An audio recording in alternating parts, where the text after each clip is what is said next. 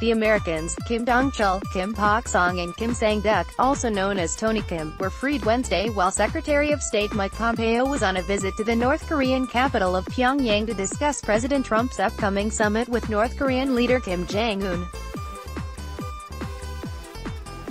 No family members or friends of the three freed Americans were on hand for their arrival in the early hours of Thursday due to protocol reasons, an official told CNN, adding the men had to first debrief intelligence officials before heading to their homes. Speaking to the media on the tarmac at Joint Base Andrews Air Force Base, Kim Dong Chul said his release felt like a dream. "We are very, very happy," said Kim. President Trump, who was accompanied by his wife Melania, told waiting reporters it was nice of the North Korean leader to release the three men ahead of their planned summit. "Frankly, we didn't think this was going to happen. It's a very important thing to all of us to be able to get these three great people out," he said. Trump also said he wanted to pay his warmest respects to the family of Otto Warmbier, the American who was released by the North Koreans in a vegetative state, only to die days later. After their meeting with Trump, the three men were expected to go to the Walter Reed Medical Center in Maryland for further evaluation and medical treatment, according to White House Press Secretary Lindsey Walters. After addressing the return of the three American detainees, Trump was asked about the prospects of making a deal with the North Korean leader. "I really think he wants to do something and bring his country into the real world," Trump said. "I think this will be a very big success. It's never been taken this far. There's never been a relationship like this." Trump has previously said the release of the three men was part of working towards the denuclearization of the Korean peninsula. "Some great things can happen, and that's what we hope," he added. Vice President Mike Pence and his wife Karen Pence were also on hand to welcome the three men home.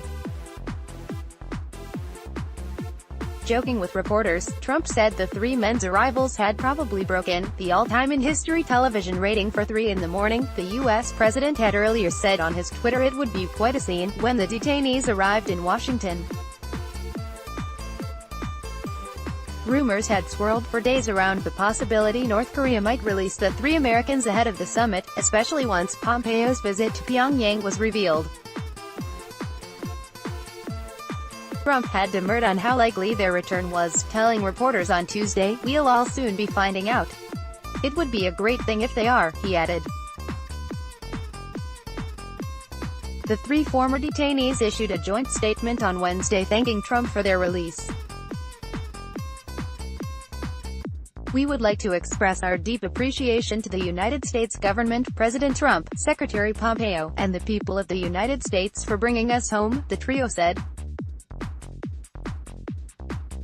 While both South Korea and Japan welcomed the news of the Americans' release, the two countries are still waiting for word on their own citizens held or abducted by North Korea.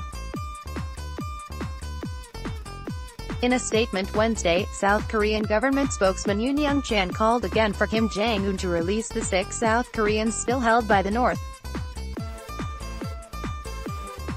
Japanese Prime Minister Shinzo Abe has repeatedly pushed for Trump to raise the issue of repeated abductions of Japanese citizens by North Korea in his upcoming meeting with Kim Jong Un.